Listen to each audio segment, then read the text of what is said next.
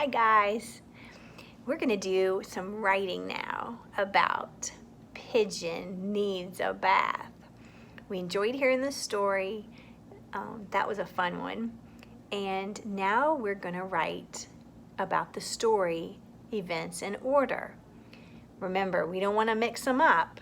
We wanna go back to the book and figure out what happened first, what happened next, and what happened last.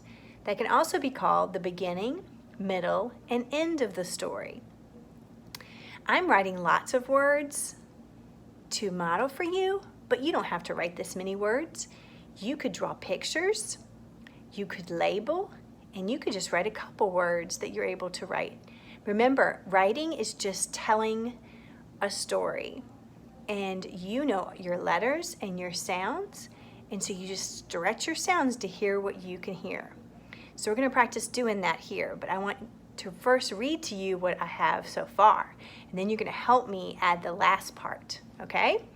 So I'm going to bring our camera over here, and I'm going to point, and you guys can help me read it. It's just kind of backwards, so it's hard to do. Okay, here's our story title. The Pigeon Needs a Bath. And look at Pigeon that I drew. Look how dirty he is. He is filthy.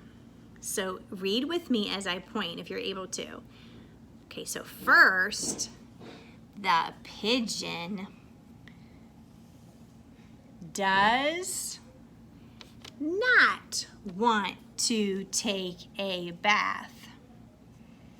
Remember that? And then next in the story, I looked back and I noticed those flies that came when Pigeon had all those stinky fumes coming from him.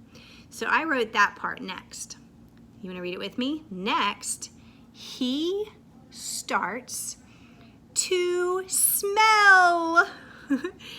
And even the flies think he needs to take a bath.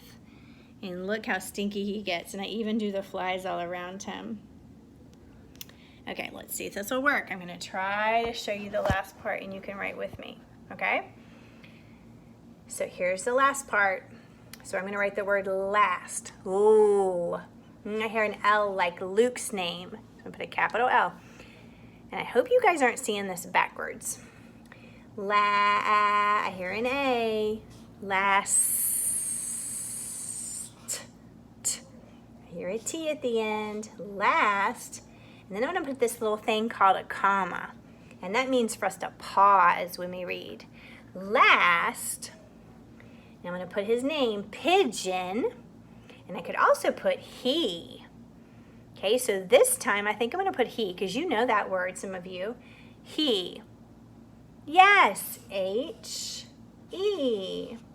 Last, he takes,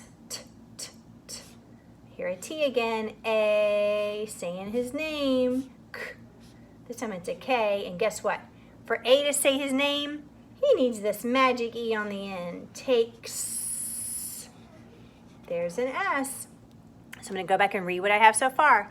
Last, he takes a what? A bath. So there's the word A. Remember, I have to leave my finger space. B. I hear a B, like beautiful, and Bashar. Bath.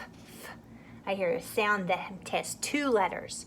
Th is T-H. That's right. Okay, I'm going to read it again. Last, he takes a bath. And then what happens? Remember back in the story? So I'm going to go back to the book. He wanted to stay forever. Remember he asked us, can I stay in the tub forever? So that makes us think that he really did like his bath. So I'm going to write that word, forever. Last, he takes a bath. And that's a sight word, A-N-D. That's one we can know by heart. And He takes a bath and wants. That's a W. And want looks like that. But I'm going to add an S to make it sound right. Wants to. Tell me how to spell two. I hear you. T-O. Stay. T. That's a blend. A. Oh, it's an A-Y, just like in the word day. Forever. Look, I see the word for in forever. So I hear a part I know, so I'm going to write that part after I leave a space. F-O-R, forever. Is an E. A V, like in Javon's name. Forever. And Giovanni has an E, a V too, doesn't he? And I'm going to put an exclamation point this time because he was excited about that. Now I'm going to draw that little pigeon. And this time I'm going to draw a bathtub. So I'm going to get my bathtub colored marker. This will work. See if you can see this part. So I'm going to draw the bathtub. And I'm going to leave that part for the water. And then I'm going to draw a faucet coming out. And then I'm going to get a blue marker to draw the water. Whoops, sorry guys. All over the place.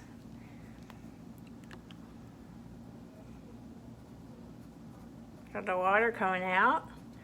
And then he had a lot of water, didn't he? And here's Pigeon. Here's Pigeon in the bathtub. And you guys can draw this too. You're good pigeon drawers. There's his wing. And then you remember his little feet. Can't forget them. And he has a little line on his neck. And he has a big eye, doesn't he? With an eyelid. And his beak. And then he had some soap in his hair, didn't he? He looked like almost like he had a hairdo. I'm going to show it up close so you can see it. There's my pigeon taking a bath.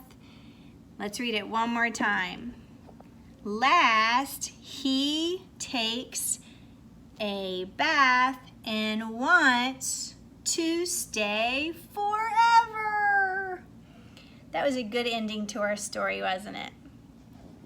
So I hope you're writing at home because we not only want to become good readers, we also want to become good writers because they help each other. And we don't want a lopsided brain. And remember, you can never learn too much. And our brains and our heads will not pop off like Pigeon thought in today's story about the school. Or yesterday's story, because you're going to watch this on Wednesday. And I hope you enjoyed writing with me. And thank you for your help. And I will see you on Thursday morning at 8 o'clock. Have a great one.